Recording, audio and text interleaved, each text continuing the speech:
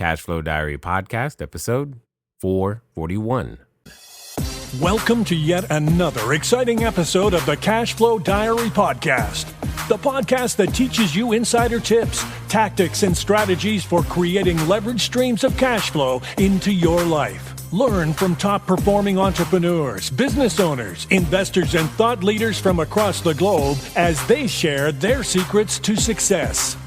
Like what you learn on this and other Cashflow Diary podcast episodes?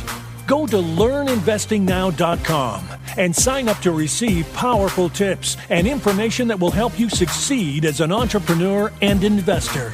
Now, here's your host, investor, entrepreneur, business owner, educator, speaker, author, and master facilitator of Robert Kiyosaki's cash flow game, Jay Massey.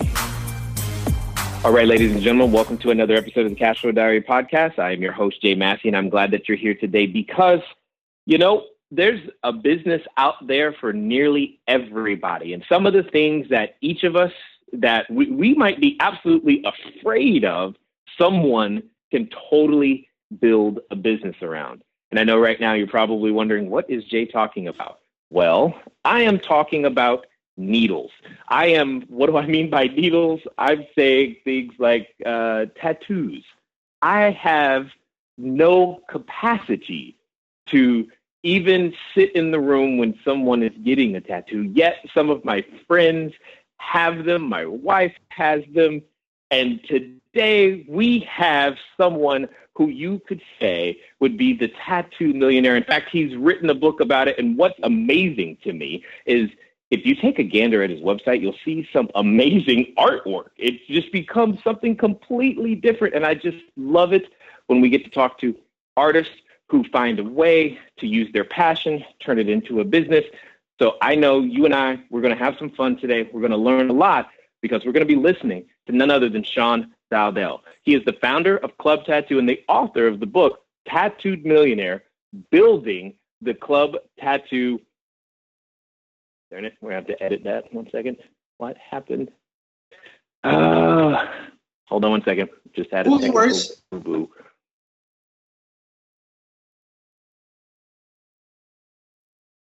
All right, let's software stuff.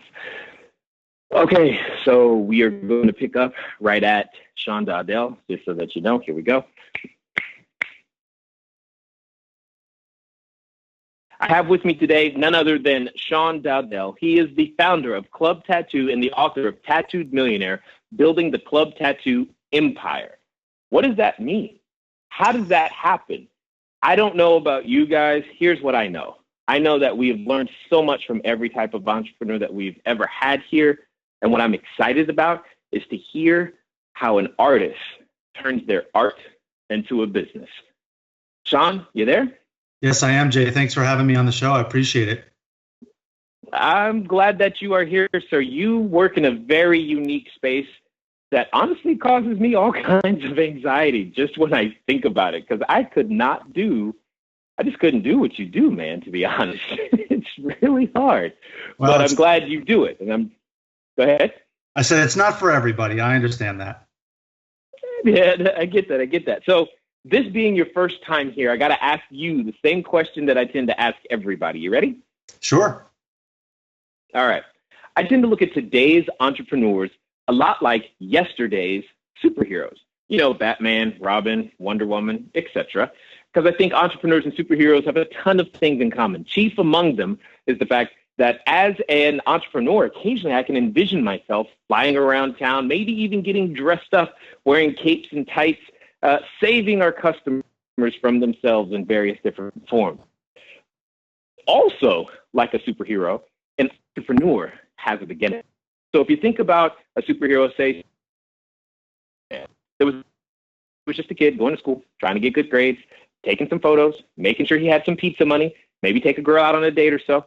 And that's kind of all he was doing until one day he gets bit by the spider. He discovers, oh my gosh, I have a special ability. And then he has to decide, what am I going to do with this? Am I going to use it for good or evil? So my question to you, sir, is before the amazing artwork, before you picked up, your ink, before the book, before Club Tattoo, before everything that we know you for today, what we want to know is, who is Sean Dowdell? Okay, that's a good question. So I am an entrepreneur that started in an industry back in the mid-90s, 1995 to be exact. I was born and raised a very low-end, middle-class, blue-collar family, had very little money, but I wouldn't say we were super poor, but we were poor enough to know we didn't have extra money.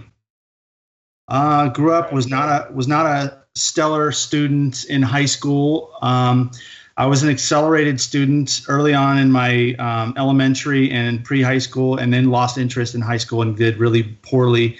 Graduated with a 1.81 average, which is like a C-D average in high school. It's horrible. I just wasn't interested. And then I made it to college. I started studying philosophy, and then all of a sudden became a very good student and found a lot of interest in college. While I was in college, I started playing in the music industry and found a passion for playing drums and created a band. And through the music industry, I really started to develop an entrepreneurial talent of promoting the band and learning how to make money with the band. The band was called Gray Days, and we put out several records. We did a couple of record deals, and the band became quite well known. And the lead singer actually ended up leaving our band in 1999 and became the lead singer for Linkin Park. And he was my very close friend and business partner up until he passed just a few months ago. His name was Chester Bennington. But in the mid-90s, when we were playing in the music industry, I learned how to leverage the fame that the band was getting, and me and the bass player decided to open up a tattoo shop while we were on the road touring with the band. The band was making money, but us personally, we were not making money. So we needed to figure out a way to make money while we were on the road with the band, so we didn't come home to just a ton of bills and bankruptcy, basically. So we decided. Okay. Hold on. You're saying there's a lot here already. Hold on. I got to ask it because I know anyone listening is having the same experience I'm having right now. They got a couple of questions. Sure. One of them, you said the high school GPA was a 1 point what? 81. And you still went to college. I find that to be an interesting decision in and of itself. Yeah. So I lived with my parents. My parents didn't have any money. I had gotten in a really bad car accident when I was 17, missed the entire year of my senior high school year, had to learn how to walk again. I received a pretty handsome insurance settlement from that. And with that money, I was able to put myself through community college, Paradise Valley Community College, for 2 years. And then I transferred to ASU. Of course, I had to test into all that because there was absolutely no scholarship and there was no colleges knocking on my door to come to them. So it was an uphill climb, but I did it. But hold on. You're missing the point I'm making is the fact you said you lost interest at school, but yet you made an even bigger decision. You had every excuse to not go, but yet you still decided to go. That's a great point. That's interesting to me. Yeah, it's a great point. I think in my family, they just tried to tell me how important college was. And, they beat that into my head. And even though I didn't know why I wanted to go to college, I just knew it was better than not doing anything. Got it. Now that I can understand. I can actually relate to that. I did the same. I'm like, I'm going. I don't know why I'm going. I ended up dropping out because I was like, I shouldn't be here, but that's a whole nother story. Now, there's something else that you said as well, which I don't think any of us, we'll call them lay people, understand, because I know very little about how the music industry works, because you said the band was making money, but you personally were not. I don't know, how aren't you a part of the band? What am I missing? There's something I don't understand. So the band at the time, Grey Days, this is in the mid 90s, 94, 95, we were playing in front of 1,500 to 2,000 people. So we were making anywhere from $3,000 to $8,000 a show. But when we would make that money, we would put it right back into the band, our touring expenses, our hotel expenses, our recording expenses, our promotional expenses. So we weren't pulling any money out of it. Got it. Now I understand. Business. Got it. So now, okay, got it. So in and of itself, it's basically like a startup that has no cash flow. Is basically what you're saying. Correct. Okay, that makes sense. Now I get it. But okay, so then you have to answer this next thing, because I mean, I've sat around with my friends before and we dream up things that we're going to do one day. Never did I sit around or been around anyone who's woke up one day and got, I want to do tattoos. How did that come? I mean, if you had said like, hey, I was an artist and I was always doodling and drawing in high school and this, that, and the other, that would seem like natural. But you're saying, nah, I'm going to go from drums. I think tattoos are great. I mean, here's how that happened. So the band was doing a promotional night that we put together, that the bass player, his name was Mace, he decided, he goes, we should promote this night at this nightclub called the Electric Ballroom, and let's call it Club Tattoo. And we'll invite some of the local tattoo artists down to tattoo inside the nightclub while we play. And we built it up for about a year, and we were start drawing, like I said, 1,500 to 2,000 people. So when we were on the road, it was actually his idea. He came to me and said, what we should do? We should open up a tattoo shop, because we've been promoting this tattoo night for the last year. We're starting to know a little bit about tattoos. We know how popular they're becoming, and it's something that we can do while we're gone. And it just, it happened very organically, and it seemed like, okay, it's not like we're trying to open up a Subway or a McDonald's. We didn't have the kind of money to do that. So, for very little money, we could try to open up a tattoo shop and see how it worked. Okay, all right. So you guys yourselves, were you actually the ones doing the tattoos, or did you just bring in other artists to do that? We did not do the tattoos when we opened. We brought in other artists that we had grown relationships with for the previous year, and brought them into to the new store. I like this. This is the essence of entrepreneurship right here. I like that. You're like, I don't even have the skill set. I can't actually do you have the skill set to draw or do any of the things that are necessary for making a tattoo? I do not. I learned how to tattoo once we opened, but I realized very quickly that I'm very competitive, and I realized I was never going to be great at tattooing. So I learned how to do piercing and jewelry design instead, but I do not tattoo. That's awesome. And this is what I like, because sometimes we limit ourselves when we're thinking about a business, going, well, I don't know how to do X, Y, or Z, so therefore I can't do it. But you didn't have that skill set to lean on, which by default means you were building a business from the beginning, because it had to be able to operate without your involvement. Correct. And it's very interesting. You read about like Steve Jobs, not that I'm comparing myself to him by any means, but he did something very similar. He didn't know how to program, and yet he started Apple. So he didn't know how to build computers. He just sought out people with those skill sets and kind of created his company. And I guess in a similar fashion, we did the same thing. I think this is amazing. And you were like originally crowdsourcing and everything. You're like, hey, the people like it, so let's give them more of it. Right. That I get it. I totally get it. It makes perfect sense.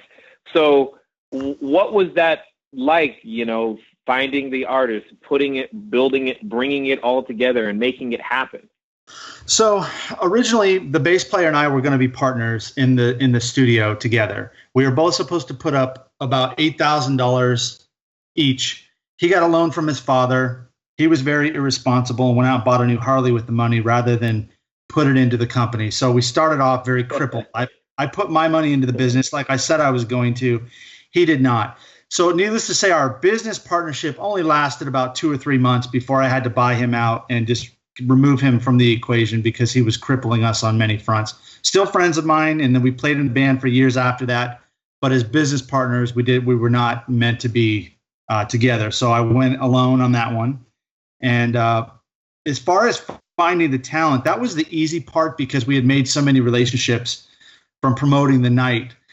Running the business, however, was the big challenge in the beginning because, I was a 21-year-old kid and I was still in college. And, you said that you had dropped out of college.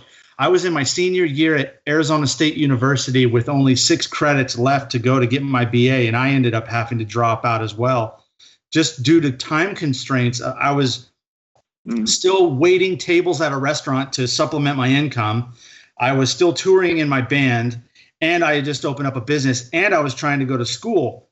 It was impossible time scale for me. So I dropped out of college. My parents were very upset with me and I understand why.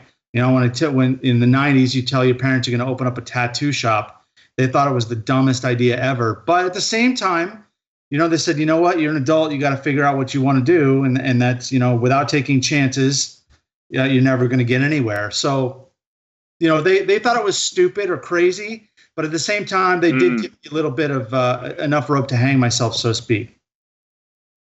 That's good. That's good because not having that support structure, especially when you're doing something that could be considered different, is absolutely necessary and important. So, tell us, how do we go from 21-year-old you to writing a book? There's definitely lots in there. Like, why write the book? What on earth are you hoping to communicate for writing the book? I mean, what has the whole world of owning Club Tattoo been for you? So I think I've been a disruptor in my industry, and I wrote the book originally just as kind of a self-memoir of how I got to where I'm at and the journey along the way of entrepreneurialism.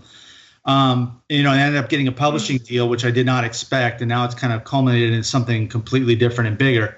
I originally just wanted to tell my stories and maybe self-publish a few hundred books and sell them through the stores and people who kind of know who I am. Through the music world and then through the tattoo industry and piercing industry, of course. But it kind of culminated in something bigger, like I said.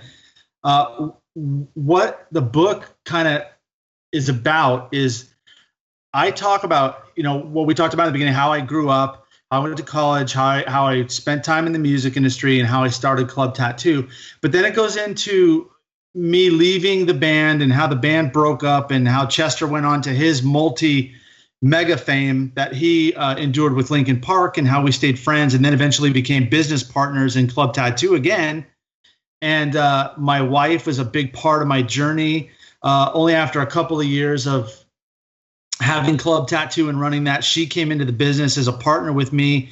And we really exploded from just being a tattoo shop to becoming an icon in the tattoo and piercing industry, where we were really cutting edge and developing systems and business models that had never existed within the tattoo and piercing industry before. And eventually we became, 2 and 3 store locations, then 4, then 5, then 6, then 7. And it just kind of grew into a, $30 million company over the next 15 years. And, currently the company does just under 10 million annually.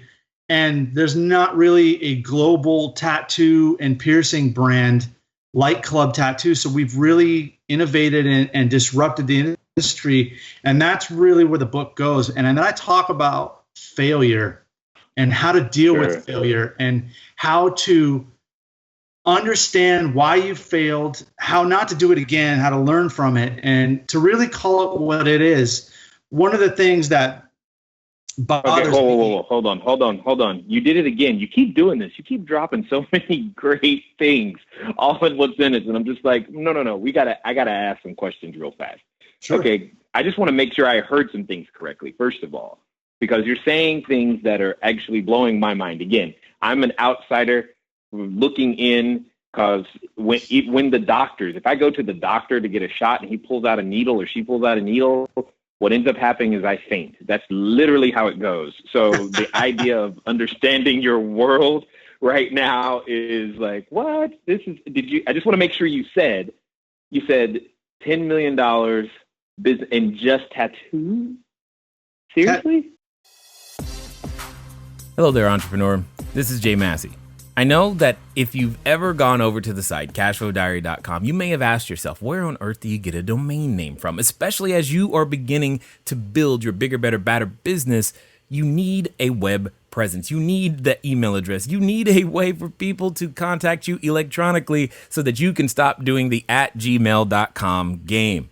Well, the good folks over at GoDaddy have definitely supplied us with every domain that we have ever used. So what I want you to do is I want you to go over to trygodaddy.com/Cashflow Diary. Again, that's trygodaddy.com/Cashflow Diary, because it's a quick way for you to get set up to capture your domain name the exact way that you want it. They got easy search functions, and most importantly for you is that you'll be up and running today. As I said, once you get started, stay started. Don't let small little obstacles of how to get your own domain name going stop you. So again, go to trygodaddy.com/Cashflow Diary, and let's get back to the rest of the story.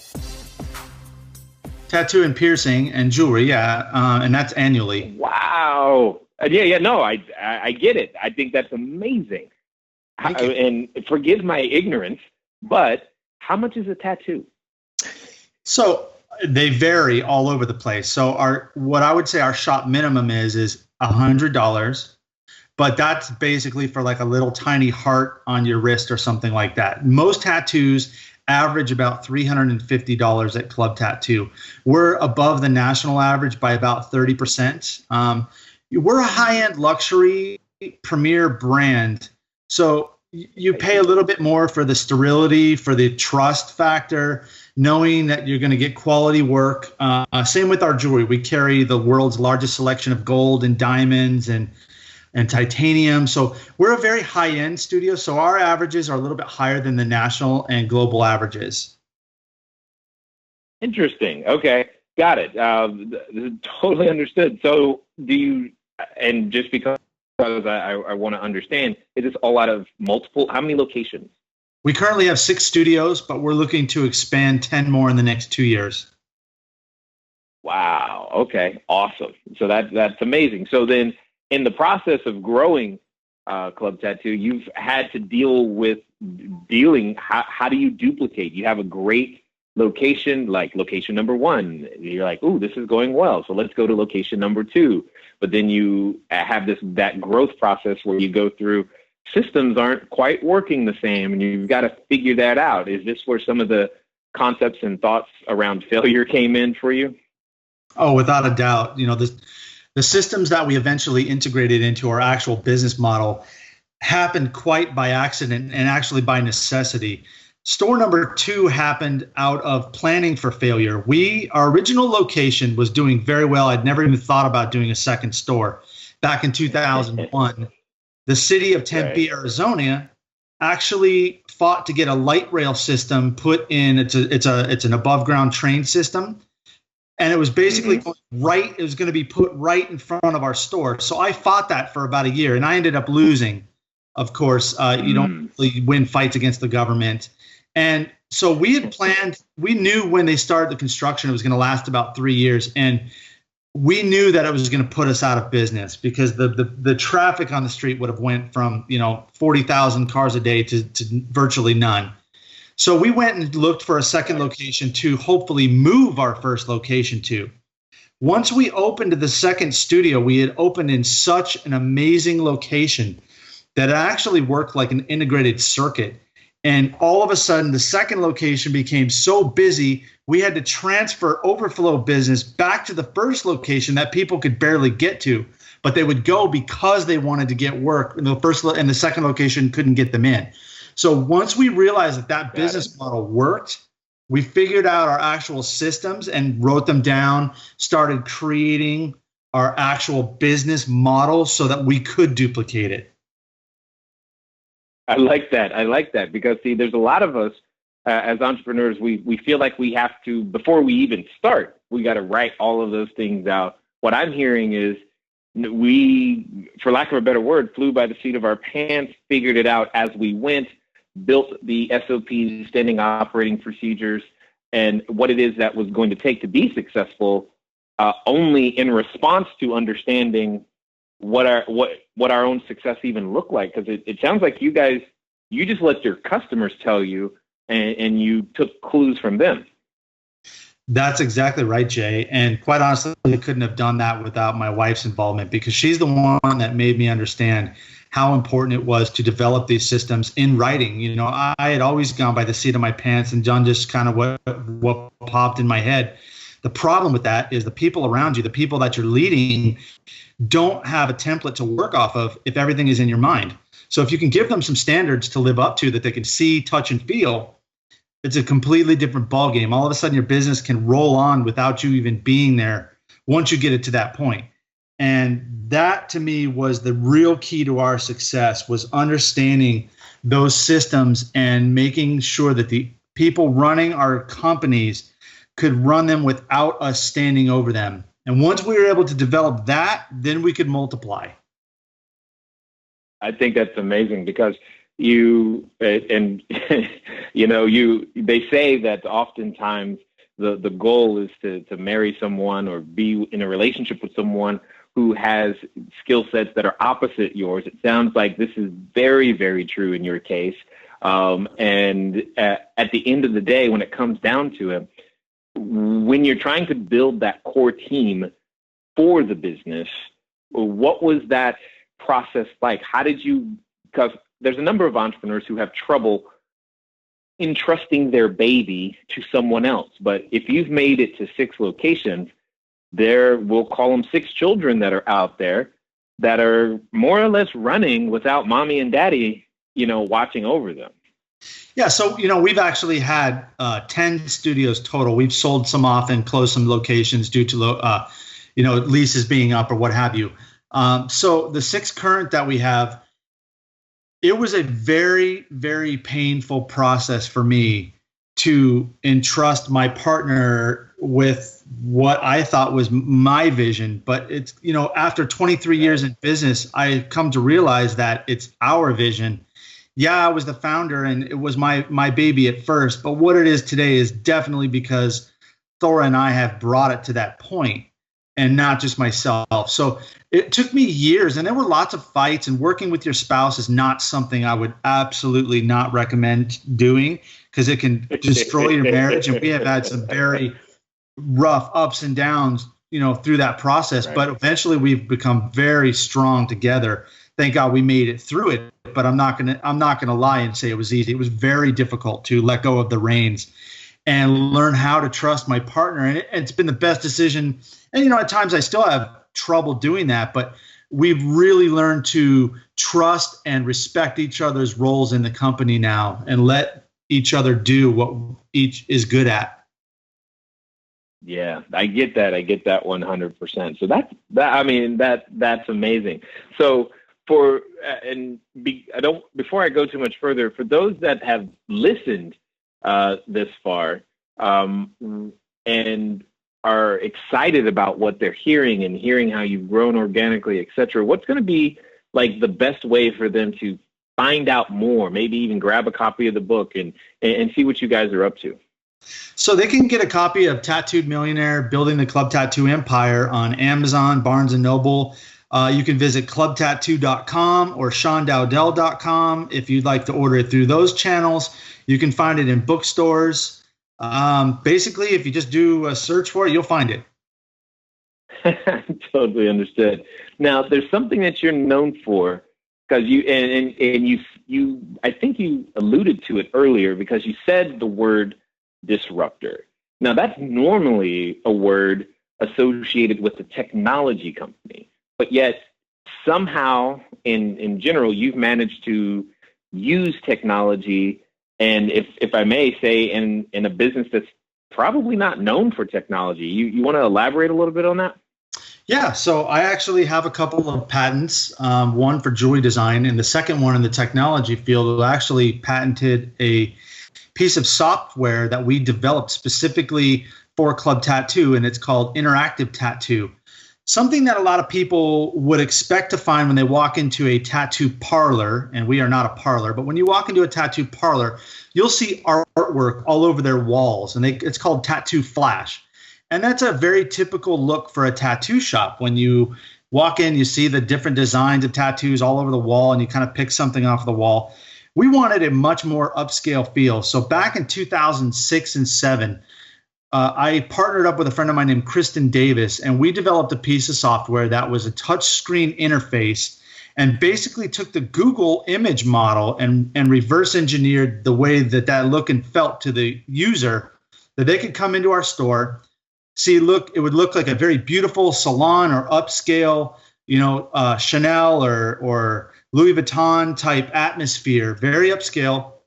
And there would be touch screens that they could walk up to, and there's like almost like a Ouija board looking alphabet at the top of the screen. So if you were looking for, let's say, flowers, you could hit the letter F, and then all of the predetermined categories for the designs pop out of F. So you have firefighter and flowers and everything that begins with F. You could tap the word flowers, and then all of the images for flowers will pop up and let the user look through the designs in a very linear fashion that was easily accessible for the end user. And it was a home run the moment we put it in the stores. It completely separated and gave us the differentiation we were looking for within the tattoo industry, and it completely disrupted the way now everybody's trying to copy it, but they're realizing it's very expensive to try to create something like that. Well, they say imitation and flattery kind of somehow go together, so that's pretty good. But that does bring up a question. So, just from a business standpoint, if everyone's trying to copy it, why not license it to them? So we did that for a few years. The problem with my industry specifically is I'm not going to give it away for free. And when we did it, when we licensed it for the first 3 years that Kristen and I formed Interactive Tattoo. And first year we sold about $154,000 worth of software. Pretty good. What I started to realize was very quickly my profit margins on the software, especially with the distribution partners, was pretty low, and I was going to need to sell about 100,000 units to start making serious money. I chose a different route, and I bought my partner out of the company to keep it proprietary to our business model. And by doing that, Club Tattoo would be able to still be the differentiation in the marketplace, because the other companies don't have $200,000 to try to develop software, and they're finding that out very quickly. This is back in 2008 when we launched the actual company side of it, and there's still nobody out there that's doing what we did. Got it. That makes sense. So now that becomes a unique value proposition specifically for your brand, and probably assist in the valuation of the actual company as a whole. Absolutely. It gives the customer experience a completely leverageable product. Got it. I like it. I dig exactly what you're putting down. I love the fact that you actually don't do tattoos, and yet we're still willing and able to build a business around it. So, there's just so many lessons that I think people can glean from listening to you and picking up a copy of the book, etc. But one of the things, here's a question I want to leave everybody with, because I'm curious to hear your answer. So let's pretend for a moment that, someone listening this time, they're actually going to, they've listened to you, Sean, and they're excited right now. They're like, man, I've got to do that entrepreneur thing. If he can do it, I can do it. And like I know, that when we make decisions like this, oftentimes what happens is we are met with a companion, and that companion comes in the form of a voice. It often reminds us of what we can't do, how we can't do it, why we can't do something. And for some people, they're actually related to that voice. But this time, they're going to ignore that voice. They're going to do it anyway. They're going to make it happen. And they're going to do so in the next 24 to 48 hours. So my question to you, sir, is they're finally going to follow through. What would you suggest they do? So people ask me this type of question often, and I personally believe that 80% of any success in the business world is related to the first step of just putting something in motion. Even if it's the wrong direction, you can back up and go a different direction. What I hear most is, I'm gonna. And what I think is what needs to happen, when I hear a success story in the making, when I look at someone, I say, this person's going to succeed. It's the I'm doing. It's the actual verb rather than the hope of doing something. So I would say take the first step to whatever it is you want to do. Take the first step and make it happen. And the first step is not thinking about it. The first step is, what is my action plan to make this happen? And I need to take that first step. So do I need to sell my boat to make enough money to go put down on a lease? Or do I need to go and start looking for leases and engage into a contract? Or, and I'm talking that if that's a brick and mortar store they're trying to do, if they're trying to make an invention, how am I going to capitalize this to be able to fund this to happen? That first step is the most important step into becoming a success, because without it, nothing happens. I like it. I like the emphasis on action, and because there is definitely more of that that's absolutely needed and required. I definitely be the first to thank you for taking the time to be who you are, to invest, to go through the struggles, the ups and downs, and honestly being willing to share your wisdom here with us today at the Cashflow Diary. My pleasure, Jay. Thanks for having me on. All right, ladies and gentlemen, you know what time it is. It's time for you to move at the speed of instruction. What does that mean? That means get over to clubtattoo.com. That means go pick up a copy of the book. Ultimately, it means do something. And you just heard him say that. And that's what's amazing, is that, yes, we can be in our head way too much. You can have a great idea. You can have too many I'm-a-gonnas. Well, let's turn some of the things on your to-do list to a to-done list. At the end of the day, ladies and gentlemen, it's been fun talking to you today. I look forward to talking to you soon. Until next time.